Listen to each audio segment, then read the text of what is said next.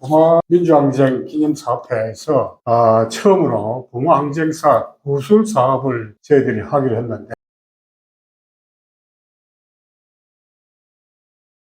그 첫 번째 구술 사업이 하창우 소장님을 하겠습니다. 하창우 소장님은 부마 관련자로서 오랜 동안 좀 인고의 세월을 보내셨고, 이 부산 상대를 다녔던 그 학우들이나 지인들 모두가 잘 아는 분인데, 지금까지 구술 사업을 대상에 이상에 빠져 있었다는 거. 그래서 저희들은 다른 건 몰라도 구술 작업을 하는 데서 제일 첫 번째로 좀 모시고 이야기를 들을 분이 이 하창우 소장님이 아닌가, 이런 생각이 들어서 모시게 되었습니다. 그럼 진행을 성장고 배경 간단히 짚고, 부산 상대의 생활, 9년 11년, 또 그 이후에 어떤 것, 이런 식으로 진행을 하겠습니다. 첫 번째, 고향은 어디십니까? 예, 이렇게 자리를 마련해준 정강민 이사장님께 감사드립니다. 제가 고향이 어디냐면 경상남도 진주입니다. 어릴 때부터 진주에 성장하여 지역사회와 분위기와 문화에 익숙하게 자랐습니다. 그럼 부모님은 직업이 어떻게 되십니까? 업주였고 아버님은 회사원으로 재직했습니다. 가족 관계는 예, 어떻게 되십니까? 7남매, 사람 3녀 중에 제가 그리고 진주고등학교를 졸업하셨는데, 당시 진주고등학교는 부산된 명문고로 알고 있습니다. 공부를 잘하셨던 모양입니다. 맞습니다. 그리고 저도 결혼을 했습니다. 아들을 하나 지금 두고 있습니다. 하여튼 진주고등학교를 졸업하셨고, 이제 78년도에 부산 상대를 입학을 하셨네요. 예, 그게 사실 좀 사연이 있는데, 제가 고등학교 졸업하고 난 뒤에 재수를 했습니다. 당시 서울에서 재수를 했는데, 당시 가족들은 현실적으로 서울대 사범대학을 진학하라고 권유했습니다. 근데 제가 우겨가지고 재적성과 흥비가 경자하게 있다고 표현했습니다. 왜냐하면 그 당시 전부 다 전공보다는 학교를 택해가지고 진학을 하는 경우가 많았는데, 저는 좀 일찍이 전공이 중요하다는 걸 깨닫고 의지학과 있는 산산상대로 진학하게 되었습니다. 자, 그러면은 상대 입학 후의 그 대학 생활은 어땠습니까? 그 당시 우리가 1학년 때 상대 모집을 계열을 했지 않습니까? 그런데 저는 미리부터 경제학과 딱 접수해가지고 그에 대한 예비 공부하고 그 상식을 넓히는 시기였었습니다. 학문적인 관심이 높아가지고 전반적으로 대학 생활에 만족했던 기억이 납니다. 만족했다. 1학년 때부터 경제학 그렇지. 공부에 대해서 상당히 관심을 갖고, 학교보다는 학과를 택하는 게 더 중요하다 생각했습니다. 저는 상대 자부심을 가지고 진학을 하게 됐습니다. 그 1학년 생활도 당시에 제가 알기로는 상당히 학구파셨다, 이렇게 말씀드릴 수 있을 거예요. 1학년 때 다른 서클 가입한 건 없습니까? 그 불교 학생에 제가 종교에 관심이 있어가지고 거기 가서 대인 관계하고 그 다음에 내면을 어떤 성찰하는 그런 계기를 마련했다고. 예, 불교. 자, 그러면 1979년, 그 문제 1979년인데, 그 2학년에 이제 경제학과에 진학을 하셨다, 그죠? 예. 예. 그리고 제가 알기로는 4월 달에 경제학과 학생들이 모여 공부 모임을 만들었는데, 그게 4월이 맞습니까? 제가 기억으로는 2학년 초인데, 예, 2학년 초. 그 2학년 때 학기 수강이나 이런 바쁜 걸 고려해가지고 한 4월이 안 되겠는가 그런 기억이 납니다. 2학기 초는 분명하고. 예. 그러면 여기서 공부라고 하는 게 어떤 공부였죠?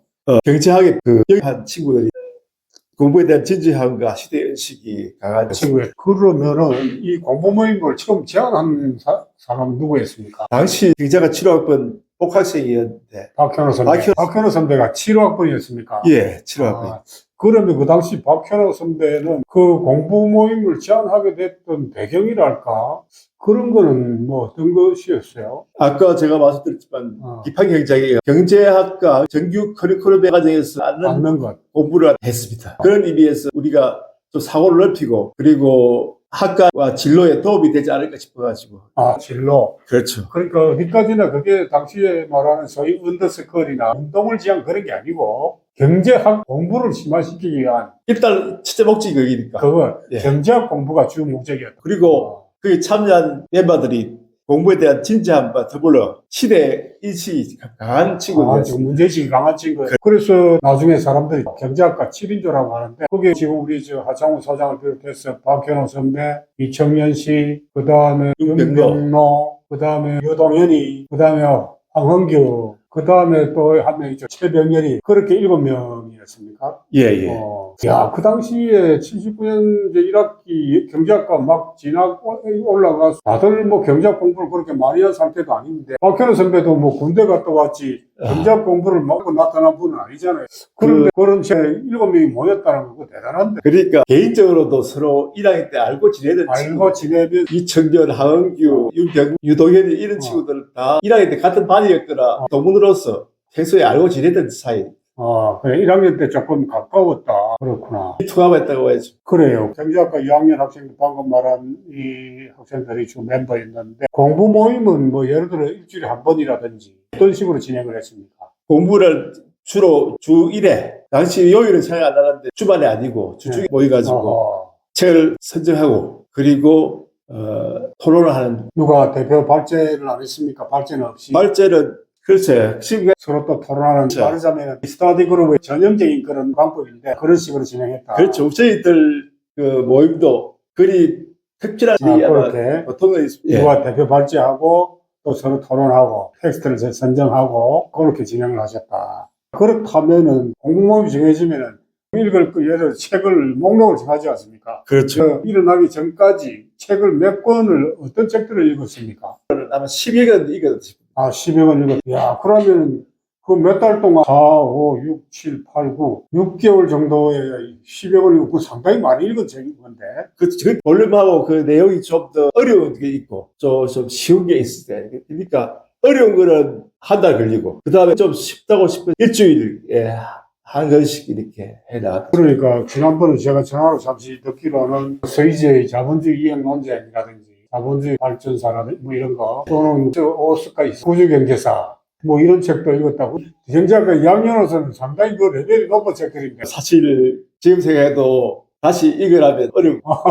근데 그 책이 우리나라 볼 수 있지 자본주의 발전 이론, 이에치카 역사란 무엇인가, 현재 민족 경제론은 좀 기억에 남습니다. 그리고 일부는 당시 검수로 제작이 있었거든요. 예를 들어서 자본주의 발전 이론이라든지 볼 수 있지 이에치카 역사란 무엇인가 이런 책. 그리고 현재 선생도 나중에 검수로 됐는데 그런 책들이 기억에 남고 뭐 좌파 경제학이라든지 비파 경제학은 기억에 남는 게 없습니다. 없어요. 예. 그래요. 하여튼 그 2학년 수준에서 2학년에 읽을 만한 책도 있고 거기에는. 근데 이 자본주의 이행과 관련된 뭐 자본주의 발달사나 또는 구조경제사라든지 뭐 이런 것들은 2학년 레벨이 그보다 더 조금 높은 학년에서 제대로 공부가 된 단계에서 읽어야 될 만한 책들인데 경제사학과 관련해서 굉장히 깊이 있는 공부들을 접근을 시도했다. 이렇게 말씀드릴 수 있겠고. 그리고 MT도 이제 갔다 오셨다.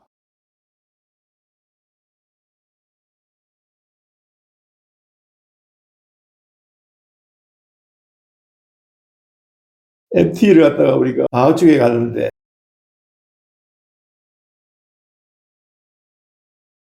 어디로 왔냐면 동해안을 따라가지고 여행을 하면서 오대산을 갔다 왔습니다. 오대산. 정상에서 기저발발한 일을 하고 그리고 돌아오는 길에 온집에 지리산 다녀왔습니다. MT 갔다 오고 이러면 최소한 7명의 인간관계 상당히 막 끈적끈적하게 서로 좀 밀착되고 그 느낌이 들었습니까? 예.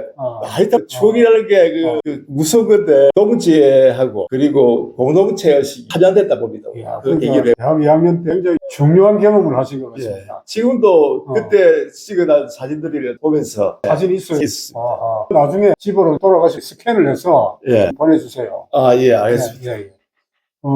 경제학과 2학년 커리큘럼인데 제가 성적표를 떼보니까 2학년 1학기 때 경제사 수업이 있었더라고요. 내가 이청년시한테 확인한 바로는 원래 경제사 개설은 이해주 교수님의 수업인데 이해주 교수님이 그때 나고야 대학에 교수도 이렇게 가 계셨고 그래서 정동훈 교수가 강사였어요. 정동훈 선생이 이해주 선생의 말하자면 경제사 개설 강의를 맡았다. 그게 맞는 것 같아요. 그 경제사 수업 들었었습니까? 들었습니다. 그거 어땠습니까? 경제사. 공원사에서 근대 자본주의로 넘어가는 경제사는 주로 저는 시대 이행 논쟁하고 그 가독에 있는 게 있습니다. 지금 생각하니까 자본주의 이행 논쟁도 읽어야 돼요. 자본주의 이행 논쟁. 그 책도 아무래도 그거 가지고 자본주의 시장 경제를 중심으로 하는 주로 근대 경제학 이해 안 했습니까? 그거 가지고 우리가 개인적으로 공부하는 것보다 달리 아주 체계적인 이론 교육이 아니습니까? 그래서 그렇게 그 사회 비판적인 상태가 좀 약하지 않았나. 우리 상대에서 방금 정규 커리큘럼이 약하지 않았나 이런 생각했대요. 그래요. 그 점에서는 경제사 수업을 사실은 그것을 제대로 진행하기 위해서도 좀 더 심도 있게 여러 가지 것들을 좀 보완하는 그런 게 텍스트도 그렇고 그런 게 필요했는데 사실 그런 게 경제사 수업만으로는 그게 전부 다 충족되지는 않았다. 아, 요즘 후배들 만나보면 부러운 게 뭐냐면 우리 그때 반쪽짜리 운동장에서 공부를 했다는 거예요. 예. 그래서 일단 우리가 개방을 해가지고 좌파 이론이라든지 비판 이론을 갖다가 개방을 해둬도 얼마든지 비판적으로 치했었는데 제가 그때 좌파를 해도 안 읽었습니다. 그래서 저는 그 경제학과 2학년 커리큘럼에서 생각나는 가장 그게 인상 깊은 것이 경제사 개설이었고, 그래서 저는 정동현 교수가 제 기억으로는 참고서로서 레오 휴버만의 월드 굿즈를 소개한 걸로 저는 기억하고 있거든요. 예. 그게 말하자면 사회주의 경제 인문서라. 그 휴버만이라는 사람이 이 사회주의 경제학자, 미국에서는 그런 사람으로 알려진 사람입니다. 그거를 수업 시간에 일단 소개했다는, 지금 생각하면 참 대단한 거라는 생각이 들어요. 정동훈 교수가 내 기억으로는 자기도 그 대학원 시절에 카피탈 막스의 자본론을 읽었다는 이야기를 좀 한 것 같다는 생각이 들어요. 예. 그러나 그 당시 경제사 수업에서 또는 우리 부산대 경제학과에서 말하자면 정치경제학, 좌파 경제학으로서 막스 경제학에 대한 관심사를 거기에 대한 주의를 환기했거나 그런 것 같지는 않아요. 예, 맞습니다. 그래요.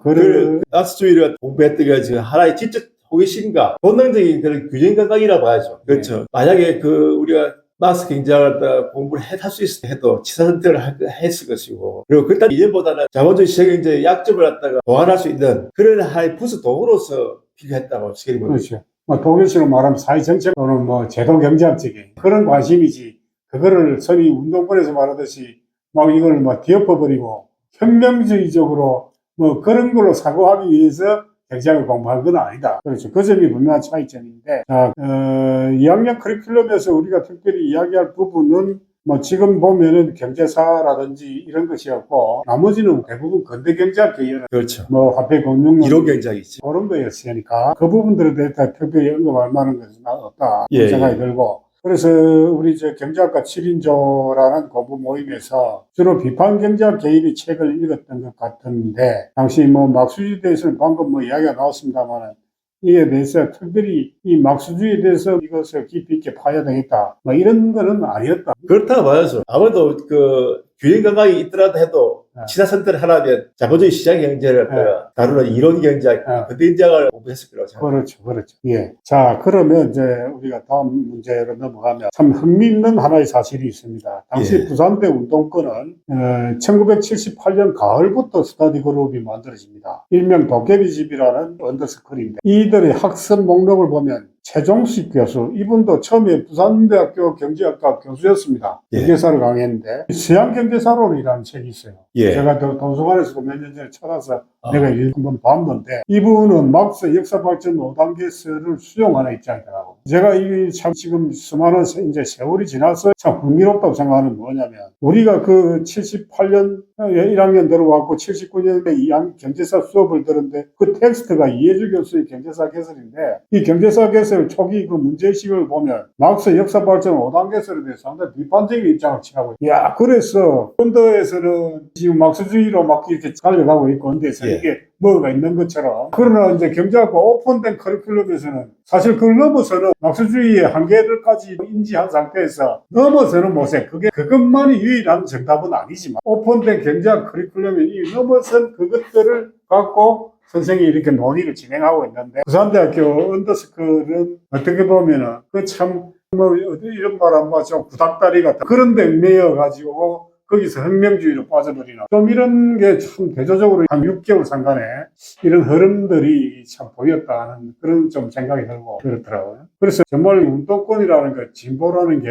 우리가 부산대학의 상황을 놓고 본다더라도 당시 상황에서 정말 뭐가 진보였는가, 막스주의 한계까지도 넘어서는 그게 정말 진보가 아니었을까. 저는 공부를 먹으면서 이해주 교수의 그런 경제사학을 이른바 계량주의 또는 강단사회주의 이런 식으로 낮추어 보기 일수인데, 그러나 가만히 보면 이것이야말로 막스주의의 그 어떤 가치에 있는 그것들을 넘어서려고 하는 그 고민의 일단이었다고 생각이 들고, 그런 점에서 이 이해주 선생의 경제사학이 이것으로 물론 뭐 모든 걸 대변한다고 말 수는 없지만 그것들을 평가해야 될 부분이 있지 않는가, 이런 생각이 나중에 좀 들었습니다.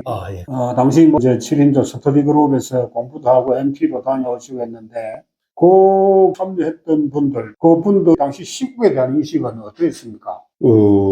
지방 참여에 대한 거. 예를 들어서 유신헌법에 지방자치는 통일되는 여가지 구성하지 않는다는 그런 데 있었고, 그리고 점차 수도권 그 집중이 시작되기 시작했죠. 그래서 그걸 조금 일찍 간파해가지고 그에 대한 비판적인 그런 것이 있었죠. 그리고 사회적인 불평등, 노동자들의 그 생활이 어떤, 그 다음에 그 뭐 YH가 나중에 그런 데 연구해가지고 비판을 했고, 특히 부산대학이라는 지방대학의 학생으로서 소외감과 분노를 많이 느끼게 했습니다. 정치적 흐름뿐 아니라 역사적인 흐름에서도 소외됐다는 것도. 저도 그 부분 참 공감을 합니다. 왜냐하면 부산대 들어온 학생들이 대체로 경제적 형편 때문에 연대고대를 못 가고 그래 부산대로 왔는데, 실제 부산대 들어와서 보면 서울에 있는 대학과 지방에 소재하는 대학의 이거는 막 상상을 초월하는 어떤 그 눈에 보이지 않는 차별이랄까, 이런 거를 솔직히 우리가 체험하게 되지 않습니까? 서울과 지방이라고 하는 그런 데서 오는 어떤 좌절감과 분노, 이런 게 상당히 컸지 않았나 하는 생각이. 그렇습니다. 소외됐다는 게 지금 정보 넣고 서울에서 방학 때 내려온 친구들한테 들어가지고 시국의 흐름이 또 알게 되고 하니까 직접 그 역사의 흐름에 동참하고 있습니다. 그렇네요. 하여튼 시국에 대해서 상당히 문제의식을 여러 루트를 통해서, 그러나 당시 공부모임 속에서도 당시 유신에 대해서 상당히 비판적인 문제의식이 있었다. 그렇습니다. 그러면 1979년 10월 15일, 10일 일어나기 하루 전에 뭐 학교에 학내에 이런 일이 있었다는 거는 알았습니까? 저는 하숙을 했거든요. 다 알고 있었어요.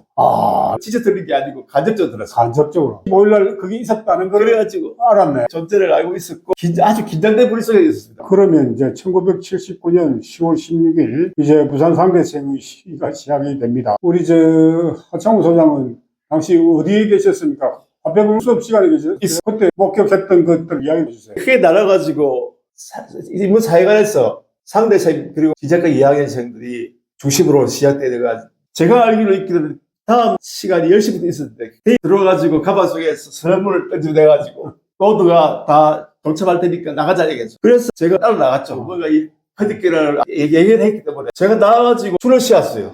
지강민 이사님은 그 선도를 하고 있고 저는 옆에 서가지고 줄을 씌웠어요. 상대 앞에서, 인문사회관 앞에서. 인문사회관 7줄이야. 그게 한 4, 5 정도 나갔다. 제가 이사님이 뭔가 기억에 남는 이야기를 다 하더라고요.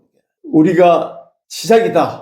기재과 그 수업시간에 들어와가지고도 다시 준비됐으니까 나가자 볼게. 주위에 있던 상대생들이 다 결집했어요. 그래가지고 가자 이랬는데 가방을 들고 있었어요. 스럼프 뒤에. 이면에. 제가 그런 게 이제 제가 걷지 못하게 걸리게 된 거죠. 상대 다시 결집해서 거기서 우리 서울은 통일 자유 그러고 거기서부터 이제 행진을 해가 도서관 쪽으로 갔다 이 말이죠. 그렇죠. 도서관에 모이가. 그러니까 마침 시험 기간이 다가오니까 학생들이 도서관에 많이 있어요. 일이 터지려고. 그래도 그 시험이 다가오지만 공부할 생각이 안 나더라고요. 마침 우리가 긴장되고 그 뭔가 시국에 대한 불만이 있었다 이거니까. 그래가지고 도서관에 가니까 모이더라고. 경사가 정강민이 잡아치가지고 하니까 우리가 와 나와가지고 구출하고 그 다음에 와 해가지고 저 계단으로 대고 자연 발생적으로 막. 그렇죠. 누가 시키다 아니라 잡았죠. 그래가지고 이거를 시국 비판적인 노래를 갖다가 저도 같이 따라 불렀습니다. 그래가지고 그 뒤에 이제 정강민 이사님하고는 해줬대. 이거 가방을 들고 오셨는데 이걸 어떻게 해야 되는지 모르겠더라고. 그러니까 이걸 들고 계속 다녔어요. 보니까 한 5천명 모였어 보니까. 그래가지고 우동장을 갖다가 한 두세 바퀴 돌았거든요. 돌고, 그 기운으로 나가자, 이래 버리니까. 시내 나가자, 이래. 그래가지고, 그때 경찰이, 쏘면서 들어오더라고요. 그때가 10시 40분이었어요. 그랬습니까? 그래가지고, 저는 친정부, 구정부 다 뜨고 나가다 실패하고, 그 4대 부고 학생들 철방철학 끌고 나가는데, 어디 가냐면 중앙대로 산업도로에까지 지정해가지고, 동대열차 쪽으로 가고 있었고, 또 다른 부대는 아마 그 구정문을 해가지고 구정문을 해서 쪽으로 그렇지. 갔습니다. 그래가지고 다시 돌아오면서 우리가 있어서 시내로 나가자 이랬어요. 시내버스 타고 가니까 우리 차가 동원된 것도 아니고 잡아주러 가는데 시내버스 타고 부산역으로 버스 안에서 부산역으로 치기를 해놨더라고. 그래서 일단은 나가니까 시민들이 모여가지고 우리가 상업도로 쪽으로 들어갈 때 서울 가는 고속버스가 다니지 않습니까? 그래가지고 그거다 서울 흔드니까 밖으로 이렇게 손을 다 받들면서 하더라고. 부산에서 일찍 간 사람들은 알았을 거야. 서울에서도 알았을 거야. 그래가지고 내가 하여튼 오후 내내 열심히 했어요. 하는데 시내까지 나가셨네. 그렇지. 나가니까 배고프니까 떡집 김밥집 아줌마들이 물하고 김밥 주더라고 막 먹었어. 그러니까 이게 뭐라고 시민들이 합세된 기라. 합세를 해가지고 같이 그래서 아마 좀 폭력적이 되지 않았나. 방송국이라든지 뭐 세무사, 언론사. 그리 됐지 않았을 겁니다. 소문로 들으니까 사학 2학년이 우리 서클 멤버였는데 이 학생하고 그다음 그 여학생 친구하고 사학 그 여학생은 우순인데 그 두 사람이 만나게 됐어요. 그래서 이 가방만 들고 다니는 게 아니고 서른 분을 나눠줬어요. 아마 지금도 그걸 가지고 있는 사람도 있을 거예요. 자, 그래가지고 다 막히다 이거거든요. 시내 예각으로 나가는 그 차인데 저 차들 다 찍고 있으니까 이 가방 들고 가면 안 됐을 거야. 그 학생한테 그 학생 그 핸드백 숄더백이에요. 숄더백에다가 서랍을 내가지고 열어주고 가방을 버리고 들고 하시는 가방이 있을 거야. 그냥 일단 들어왔는데 다음날 또 나갔어요. 그 하수집에 가니까 행사가 다 되었다 이거야. 형사가. 예, 다녀갔다 이거. 그때 내 소지품들 사진이라든지 이런 거 갖다가 그 책들을 다 들고 갔다 이거. 그건 어떻게 하고 학내에서 시위하는 장면마다 사진을 찍었고. 그 집생활이 거기를 이해가 안 되는 거 보니. 그거 아니면 안 되지. 사진을 찍었구만. 도서관에서 찍었어. 찍었어요. 그게 그 얼굴이 스크랩 짜고 있었던 제일 일선에 있었던 사람들 다 찍히다 말이죠. 맞아. 17일 날 또 나가려 하니까 후배가 형님 찍히시면 수배에 나가 고등학교 또 서클 후배들 다 그렇게 집으로 가는 게 아니고 집에 장교를 있었는데 안전한 집 가가지고 그런데 이제 보니까 아침에 시골 보니까 18날 오니까 비상기업 주동자들을 갖다 발본세라 근데 난 아니라 그 집에 18날 도착해가지고 한밤 자고 집에서 난리 났지. 가만히 있을 때 내한테는 그냥 희중한 몸이었죠. 돌아주고 싶었어. 근데 18일 날 되니까 아마도 집도 불안하더라고. 그래가지고 장은행전을 또 이웃에 있는 장은행전 도 가니까 그날도 잠을 자고 있었는데 누가 문을 탁탁 내려고 보니까 밤에 형사들이 떨떨치기라. 그때가 며칠인데 10일날 밤이었어. 예, 밤이었죠. 그래가지고 완전 우리 집을 다 수술했어. 근데 그때 이제 가방이 방에 된 거야. 그걸 들고 그 세상에 갔어요. 그러면 동래경찰서로 연행된 게 10일입니다. 밤에 형사 둘이고 차를 세워놓고 갔죠. 서인가 둘이가 잡혀가지고 수갑 치워놓고. 그래서 10월 20일 밤에 예, 밤에 동래경찰서로 연행돼. 딱 들었으니까 내 머리를 안대를 씌우더라고. 지하실로 맞아. 학생들이 입이 잡혀가 있더라고. 그 학생 아까 이름이 사학과 2학년이었어요. 예. 우순이네 7, 8학번이네. 우순이한테 인물하고 그렇고 20일 날 그럼 연행돼 갖고 안에서 수사 과정에서는 배우를 차대기라고 진행을 받은 게 아닌데 이 새끼가 패더라고. 그리고 주먹을 봐라. 주먹으로 어디를 때리고. 그래서 내가 일단 물고문 이렇게 존재가지고 이렇게 뒤로 매달아갖고. 그래서 내가 살해달라고 하면서 기절됐는데 일라니 이 새끼 이제 또 죽어버리고 하더라고. 그래서 내가 일단 달구겠다. 그래서 아무튼 내가 살아내겠다 싶어가지고 정가빈 사장을 갖다 내가 그거 넘어졌어. 당연히 해야지. 내가 사실은 정가빈 지시를 받고 했는데 그래서 내가 약한 모습 안 보이려고 그렇게 자기가 그슬 가졌더라고. 서약서가 정가빈 찍었더라고. 도장 찍고 사인하고 진짜 찍고 또 남인전하고 엮어 들어가서 강미가 대장이자 아니라 예 맞습니다. 니는 부대장이자 아이는 그것도 때리기야. 예, 제가 부대장 부두옥입니다. 그래서 하여튼 뭔데 그때 찍었던 그게 그 다음날 또 부르더만 보니까 이런 판이 있더라고. 조직표가 있더라고. 그래서 유감이 딱 크게 두복 그 옆에 줄을 쫙 꺼가지고 부두복 하차고 그 다음에 또 잘 기억이 안 납니다. 그 위에 안민전이 바로 그래가지고 부산대학교 행동파 총책이 정상미 이거고 그 내 위에로 남민전이 있다. 배우 세력이 그러니까 박정희 죽기 전에 글로 몰아가. 지금 생각하니까 너는 하고 현재 어찌보면 몇십 년, 몇 년, 최소한 몇 년. 그래서 몇 년이고, 내 같은 경우는 7, 8년, 10년 살아야지. 그렇죠. 어. 그리고 당정이가 지도서도 모르게 없어졌어요. 없을 수 있지. 아, 네. 그때는 사람 한 명 죽는 아. 건 아무 문제가 아니니까. 그래서 그런 생각하니까 막 그때부터 달달달달 떨려가지고 남들이 근데 그래가지고 있다가 거기서 박정희 대통령이 유곡하고 10월 26일 날. 16일 날 네. 이후에 네. 선별을 하대. 선별. 선별하는데 나는 다행히 A급이 아니고 B급으로 B급으로. 그래 구류를 살았어. 도마위원회 자료에 보니까 15일 구금된 걸로. 그 뒤에 바뀌었어요. 어떻게 바뀌었어? 13일로. 아, 13일로? 나는 진짜 생각해보면 12일 3일이라고 불날 줄 알았는데 11월 1일이라고. 그게 자료가 있더라. 1일 아, 11월 20일 날 들어가서 11월 1일 날. 11월 1일 날 석방이 되네. 예. 딱 13일 날. 아, 13일. 예. 아, 그래 되네. 그래, 하여간, 박정희가 피살되기 전까지는 상당히 시나리오, 그렇죠. 우리 배우의 난민전이나 말하는 자격 연공이 있다는 그 시나리오에 따라서 상당히 가혹하게 했던 수사를 또 받았다. 그렇죠. 아. 그게, 그렇게 구류 살고 나올 사람 갖다가 거기다 부두목을 만들었으니까 조직표를 그려놨 네, 완전히 이거는 사기지 그러니까. 빼도 박도 못하니 만약에 그렇죠. 박정희 안 죽었으면 난 최소한 부두목은 무조건 구속이야.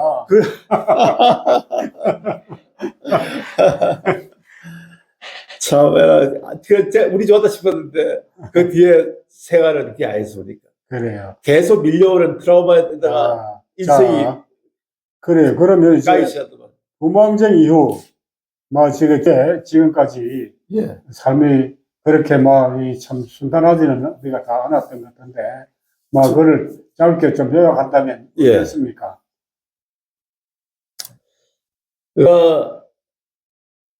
그냥 배우고 싶은 게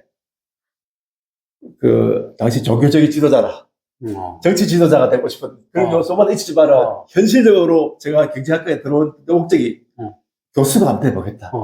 저도 옛날에는 우리 하창우 소장을 이야기한 학급하고 네. 공부를 좀 하고 싶어하는 네. 그런 거로 저는 이해를 했어요. 네. 그렇죠. 네.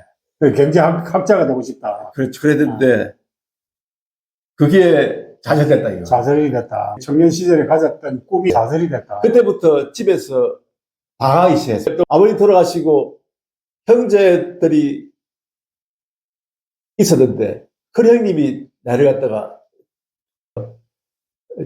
자학비도 자학금 주고 그 다음에 생활비도 보태줘서 네. 근데 그 형님마저 돌아가셨어요. 돌아가셨고. 네, 내로서는 이제 아직 고아된 기분이죠. 그래가지고 늦게라도 사회 방황을 이것 저도 해보다가 늦게 집사를 받았어요. 그래가지고 집사람이 일단 진학을 해봐라. 딱 아무 식인데. 그래서 돈도 더 기들고 또 괜찮은 학교와 내 주위에 기산대학이 있더라고요. 7, 8년 놀아나니까 친구는 다 자리 잡고 있었어요. 대학원 졸업하고 난 뒤에 강사 생활을 할 수 있더라. 강사 생활. 근데 그것도 안 되고 해가지고 기념지도서 시험을 치가지고 자격증을 가지고 기념 컨설턴트 역할을 했습니다. 주로 중소기업 대상으로. 지금도 제가 아득한 게 뭐냐면 만약에 일이 잘 풀렸다면 근데 지금도 방황하고 있지는 않을 거라 생각해요. 지금도 제가 보면 그래 보니까 트라우마라는 게 참 무속이라고. 위원회에서 공식적으로 예. 트라우마 관련 인정을 하고 그에 따른 보상을 하고 이렇게 했는데 우리 한 소장도 상당히, 여기 상당히 뭐 좀 심한 어떤 그런 트라우마, 이런 걸로 예, 일단 인정을 사실은 이제 받았다. 예, 그럴 정도로, 뭐, 동해경찰서 구치소에서, 뭐, 구금 뭐, 며칠 이게 문제가 아니라, 예, 한 민간의 말하자면 전체 생애를 거의 뭐 좌지우지할 정도로 큰 영향을 주었다. 그리고 개인으로서는 이 큰 트라우마 속에서 아직도 어떻게 보면 자기 삶의 뿌리라고 할까, 제대로 안착을 하지 못한 뭐 이런 어떤 삶을 이렇게 살았다. 예. 그러니까 제대로 성장했으면 20살에는 정치 바람에 휩쓸리는 게 아니라 자기가 평소에 가정 결혼에 대해서, 그다음 직업에 대해서, 그다음 사회 봉사에 대해서 그렇게 생각을 해야 될, 점점점 자기의 현실을, 자기 정체성을 만들어 가야 되는데, 그게 북이 되버렸다. 갑자기 공중에 붕 뜬 거죠. 아, 그래서 남들 보기에는 깊이 별로 주위에 아는 사람들한테 다 알지. 진주가 굉장히 좀 보수적이죠. 보수적이죠, 보니까. 아, 그리고 지금도 민주당보다는 국민의 국힘당이 오히려 더 접근을 잡고 있는. 맞고. 예. 그 국회의원들도 대체로 뭐 국힘당 계열의 그렇죠. 들고, 예, 그 진주는 역시 진보 출신들이 다 이렇게, 그 동기나 동문들로부터도 좀 배제를 당하고, 그렇죠. 상당히 좀 소외되고, 이해하는 친구들은 또 내 같은 친구들이고. 그 진주란 동네가 특별히 또 좀 상당히 그런 동네라서, 예, 이중 삼중으로 여러 가지로 참 어려웠을 것 같다. 그래서 참 이게 결국은 저도 그렇습니다만 한 사람의 삶에서 이 부모가 참 이게 어떻게 보면 좀 흔히 치유란 말을 많이 하지만 결코 치유되지 못하는 상당히 많은 상처 이런 것들이 겹겹이 이중 삼중으로 이렇게 덧입이 되고 이러면서 우리가 버티고 이렇게 좀 살아온 게 아닌가 예, 이런 생각이 좀 듭니다. 예. 그러면은 우리 하창우 우리 소장님한테 이 청년 시절 이후 인생의 뭐 중요한 꿈들 이런 것들이 막 자들이 된 참 그런 어떤 상처를 줬는데 그럼에도 불구하고 이 부모 항쟁이라고 하는 것들 이것은 과연 무엇이었던가 이런 거를 한번 좀 그래, 조금 추상적이고 본질적인 문제가 돼가지고 제가 가디 이야기하기가 좀 어렵습니다. 근데 나름대로 계속 생각했던 걸 정리하자면, 부마항쟁이 한국 민주주의 발전의 전환점이 됐다. 그 이유는 뭐냐면 시민과 학생이 함께 만들어낸 최초의 민주항쟁이었다. 이게 대조항쟁이었다. 그렇게 봅니다. 그리고 이 부마항쟁이 이어서 이후에 5월 강주 그리고 6.1 항쟁들과 같이 연결된 흡속에서 중요한 역사적 의의를 가진다고 생각합니다. 예. 예. 그건 뭐 부모항쟁을 겪은 사람으로서 또 당시에 가장 적극적으로 부모항쟁에 참가했던 당시 청년 학생으로서 많은 갓난심고 어려움이 있었지만 그럼에도 불구하고 부모항쟁의 정치적 역사적 의미 이건 방금 우리 하 소장님이 말씀하신 대로 한국 민주주의 하나의 그것이 디딤돌 토대가 되었다. 예. 야, 이거는 뭐 누구도 부정할 수 없는 엄연한 하나의 그 사실로서 상당히 중요한 그게 뭐 우리 인생을 말하자면 갈아서 이렇게 획득한 참 많은 청년들의 그 삶의 희생을 동반한 그런 위에서 말하자면 한국 민주주의가 이렇게 진전해 왔다는 그래서 부모항쟁의 의미를 그렇게 파악하신다는 건 대단히 뭐 긍정적이고 또 적극적으로 의미를 부여하시는 게 아닌가.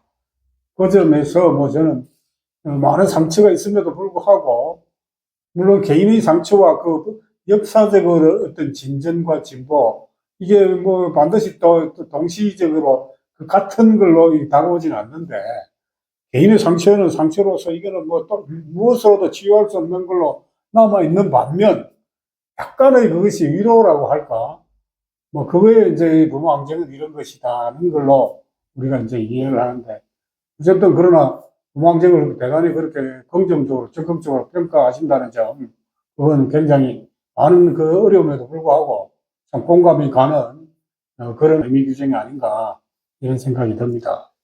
그 말씀을 듣고 보니까 제가 이 정도라도 답변을 할 수 있었던 건 평소에 우리 정강빈 이사님 시집을 보여준 거, 아이고, 그 예를 많이 받았습니다. 아이고, 우리 어쨌든 참 뭐 힘들 때, 예. 그래도 이 참 이제 이렇게 이제 우리가 6학년 뭐 7반, 8반 이제 이런 정도의 나이가 되어서 그러나 이 가까이서 이렇게 같은 그 고민이나 또 그런 상처를 안고 지금 우리가 이런 대화를 나눌 수 있다는 거 한편에서 참 다행스럽다고 생각합니다. 예. 그러면 이제 마지막으로 이제 우리들에게 앞으로 이게 참 남은 과제라고 할까? 예. 이거는 뭐 어떤 게 있다고 생각하십니까? 첫째는 네. 그 부마 진상규정위원회 활동이 네. 계속돼가지고 네.